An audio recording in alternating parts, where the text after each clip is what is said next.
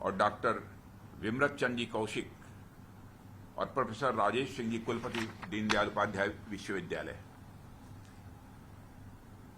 सबसे पहले गोरखपुर की इस पवित्र धरती पर मौजूद दीनदयाल उपाध्याय विश्वविद्यालय भारत की ज्ञान गंगा को समृद्ध करती वह राप्ती है जो आजादी के बाद से ही विशेष रूप से पूर्वी उत्तर प्रदेश को शिक्षा, दीक्षा और संस्कार से लगातार सींचती आई है। साथियों, विश्वविद्यालय के दीक्षांत समारोह में भाग लेने का मुझे कई बार अवसर मिला है, मगर किसी एलुमनाई मीट से जुड़ने का यह मेरी जिंदगी का यह पहला अवसर है। यह भी एक सुखद संयोग है कि गोरखपुर विश्वविद्यालय की भी यह पहली नेशनल एलुमनाई मीट है और इस कार्यक्रम के लिए विश्वविद्यालय के कुलपति प्रोफेसर राजेश सिंह जी मुझसे जब दिल्ली में मिले थे तो व्यस्तता के कारण मैंने अपनी कार्यक्रम में उपस्थित होने की असमर्थता जाहिर की थी, लेकिन इस विश्वविद्यालय के प्रति जो मेरे मन में एक अनुराग और सम्मान का भाव है उसने वर्चुअल माध्यम से जुड़ने के लिए मुझे प्रेरित किया है और मैं आज आप सबसे रूबरू हो रहा हूं। मुझे जानकारी मिली है कि मुझे डिस्टिंग्विश्ड एलुमनस अवार्ड से भी सम्मानित करने का निर्णय हुआ है। यह विश्वविद्यालय मेरी मातृ संस्था है, ऐसे में इस अवार्ड को मैं प्रसाद स्वरूप ग्रहण करता हूं। इस सम्मान के लिए मैं विश्वविद्यालय परिवार के प्रति तहे दिल अपना आभार भी प्रकट करता हूं। मैंने गोरखपुर विश्वविद्यालय में अपने जीवन के अनमोल 2 साल बिताए हैं। इसके अतिरिक्त टीचर्स फेलोशिप के अंतर्गत 4 वर्षों तक विश्वविद्यालय में हमने शोध कार्य किया है और हमारे गाइड हुआ करते थे डॉक्टर लक्ष्मी नारायण जी त्रिपाठी, जो कि इसी वर्ष जिनका की स्वर्गवास हुआ है। मैं उनके प्रति तहे दिल अपनी श्रद्धांजलि भी अर्पित करता हूं। यही गौतम बुद्ध छात्रावास के कमरा नंबर 16 में मैं रहा और उन 2 वर्षों की मेरी जो स्मृतियां हैं उनका मुझ पर ऐसा प्रभाव पड़ा कि गोरखपुर यूनिवर्सिटी मेरे जीवन का एक अहम हिस्सा बन गई है। मैं विभिन्न कार्यक्रमों के लिए देश विदेश जाता रहता हूं और वहां जब मेरा इंट्रोडक्शन दिया जाता है तो इस यूनिवर्सिटी के स्टूडेंट के रूप में ही दिया जाता है, यानी मैं कहीं पर भी और किसी भी भूमिका में क्यों न रहूं उसका श्रेय गोरखपुर विश्वविद्यालय को ही जाएगा। अपने यहां एक कहावत है कि हाथी घूमे गांव गांव, जेकर हाथी ओकर नाव। यही बात मेरे ऊपर भी लागू होती है। मेरे जीवन पर इस यूनिवर्सिटी का प्रभाव निश्चित रूप से यह हमेशा हमेशा के लिए बना रहेगा। यूनिवर्सिटी के वे दिन मैं जब याद करता हूं तो कई बार लगता है कि शायद वह कोई और जिंदगी थी। अधिकांश लोगों ने मेरा राजनीतिक जीवन ही देखा है, लेकिन मेरा छात्र जीवन भी बहुत ही रोचक था। आज मुझे अपने समय के उपकुलपति प्रोफेसर पीटी चांडी का स्मरण हो रहा है। चांडी साहब मुझे अपने बेटे जैसा मानते थे, क्योंकि मैं छात्र राजनीति में सक्रिय होने के साथ साथ पढ़ने लिखने वाला भी युवक था। मुझे याद है मेरे तेवर काफी तेज हुआ करते थे, मगर मैंने अपनी ऊर्जा और तेवर का कभी बेजा इस्तेमाल नहीं किया। मुझे स्मरण होता है कि वहां पर विश्वविद्यालय में एक बार श्रीमती इंदिरा गांधी जी की सार्वजनिक सभा को भी अकेले ही मैंने डिस्टर्ब किया था और मुझे जेल भी जाना पड़ा था। विश्वविद्यालय की समस्याओं को लेकर कई बार धरना भी मैं दिया हूं। यदि मैं सारी चीजों का स्मरण करूं तो कई ऐसी घटनाएं हैं जिनकी चर्चा की जा सकती है, लेकिन उसकी चर्चा इस समय करने का कोई औचित्य नहीं है। लेकिन इतना मैं कह सकता हूं कि यही कारण है कि छात्र राजनीति पे होने के बावजूद मेरे रेस्पॉन्सेस कभी भी नुआंस नहीं थे, न्यूसेंस से भरे हुए नहीं थे। मेरा मानना है कि अपने बिजिएस्ट शेड्यूल के बावजूद साल में एक बार हमें पुरानी यादों को ताजा करने और पुराने रिश्तों को जीने के लिए समय जरूर निकालना चाहिए, ऐसा मेरा मानना है। और ऐसा करने से एल्युमनाई मीट जैसे कार्यक्रम का बहुत बड़ा योगदान होता है। साथियों, एल्युमनाई मीट एक आदर्श मंच है जहां हम सब अपने साथियों और शिक्षकों से जुड़ी पुरानी यादों को पुनर्जीवित कर सकते हैं। और मुझे आज भी याद है कि कैसे यहां अध्ययन करते हुए हम अपने लक्ष्यों को प्राप्त करने के लिए परिश्रम करते थे और चिंता भी करते थे। हालांकि इन सबको काफी लंबा समय हो गया है, लेकिन ऐसा लगता है जैसे कल की ही बात हो। शायद किसी ने सही कहा है कि memories have their magical ways to bring back the favourite yesterdays, यानी यादों में जीवन के सुनहरे पलों को वापस लाने की एक ताकत होती है। और मुझे याद है गोरखपुर विश्वविद्यालय में पढ़ना उस समय पूरे पूर्वांचल के युवकों का एक सपना होता था। और आज की पीढ़ी को शायद ही यह बात पता हो कि गोरखपुर विश्वविद्यालय स्वतंत्रता मिलने के बाद उत्तर प्रदेश में स्थापित होने वाला यह पहला विश्वविद्यालय था। इस विश्वविद्यालय की नींव प्रसिद्ध स्वतंत्रता सेनानी और उत्तर प्रदेश के प्रथम मुख्यमंत्री स्वर्गीय श्री गोविंद बल्लभ जी पंत ने रखी थी। इस विश्वविद्यालय की स्थापना में गोरक्ष पीठ का भी बहुत बड़ा योगदान है। तत्कालीन गोरक्ष पीठाधीश्वर महंत दिग्विजय नाथ जी ने इस विश्वविद्यालय के निर्माण में बहुत ही महत्वपूर्ण योगदान दिया था और उन्होंने इसके निर्माण के लिए सहयोग के तौर पर अपने 2 कॉलेजों का भी दान किया था।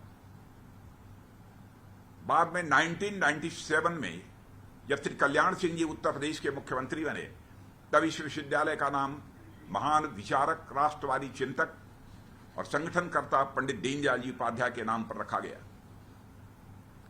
मैं मानता हूं कि पंडित दीनदयाल जी उपाध्याय के नाम पर इस विश्वविद्यालय का नाम होना ही यहां के छात्रों के लिए एक सबसे बड़ा प्रेरणा स्रोत है। पंडित दीनदयाल उपाध्याय जी का मानना था कि किसी भी सामाजिक, आर्थिक और राजनीतिक संस्थान की स्थापना कई प्रयोजनों की पूर्ति हेतु होती है, जिसमें सबसे महत्वपूर्ण उद्देश्य होता है राष्ट्र निर्माण में प्रतिभागी बनना।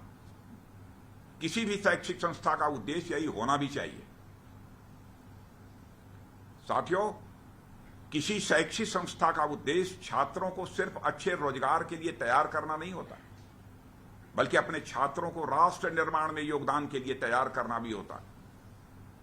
और मैं मानता हूं कि इस विश्वविद्यालय ने इस उद्देश्य की पूर्ति में काफी हद तक कामयाबी हासिल की है।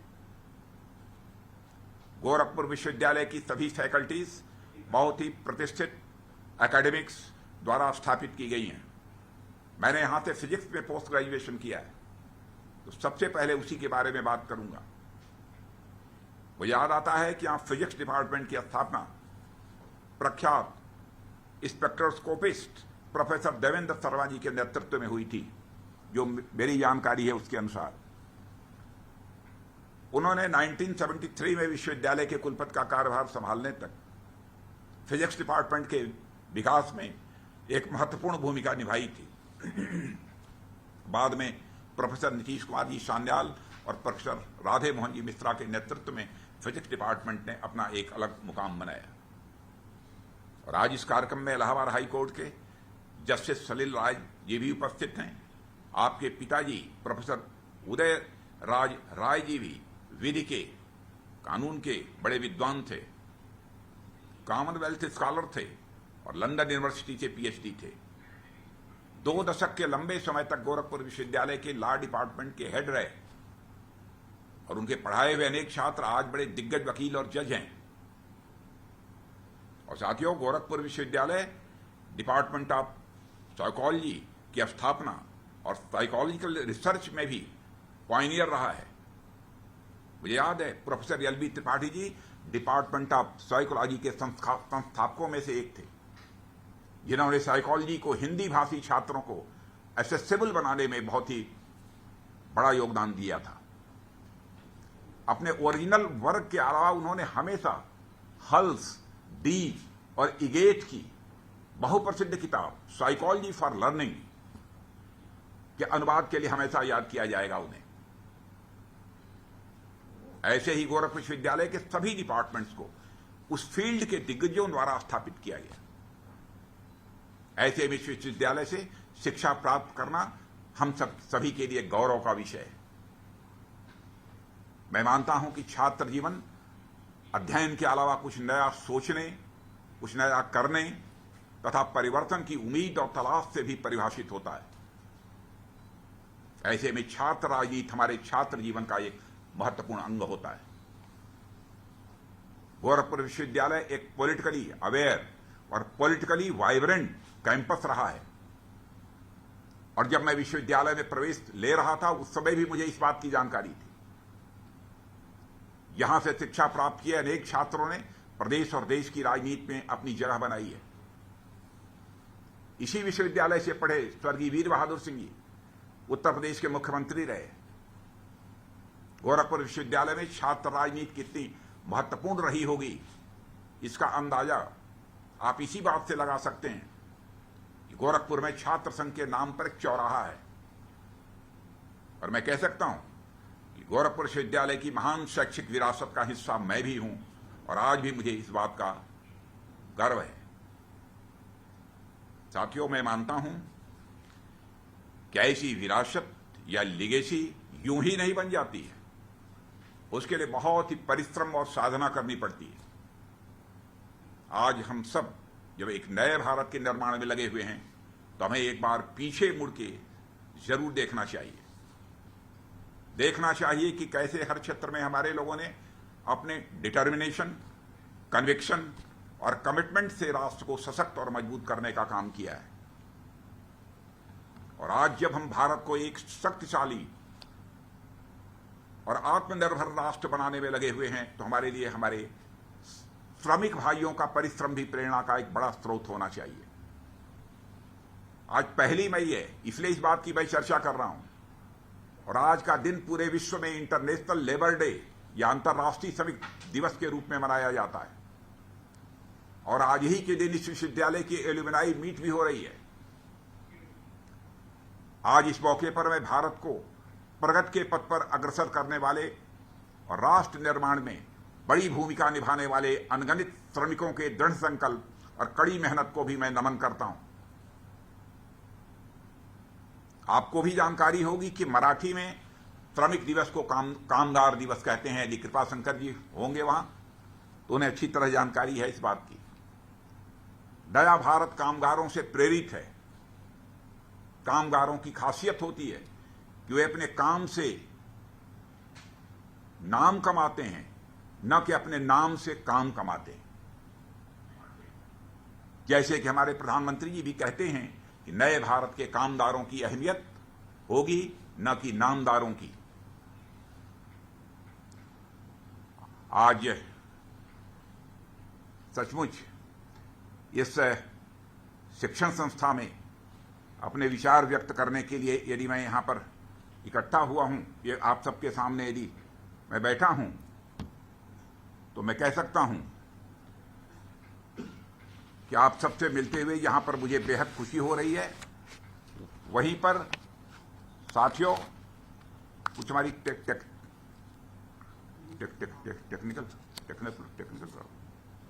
क्या हुआ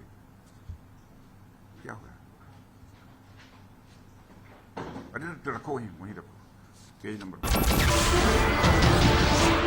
नमस्कार, मैं हूं मानक गुप्ता। अगर आपको हमारा ये वीडियो पसंद आया हो तो इसे लाइक और शेयर जरूर करें, और हां, हमें सब्सक्राइब और फॉलो करना ना भूलें ताकि आप देश और दुनिया की कोई खबर मिस ना करें। तो जुड़े रहिए हमारे साथ और देखते रहिए न्यूज़ 24।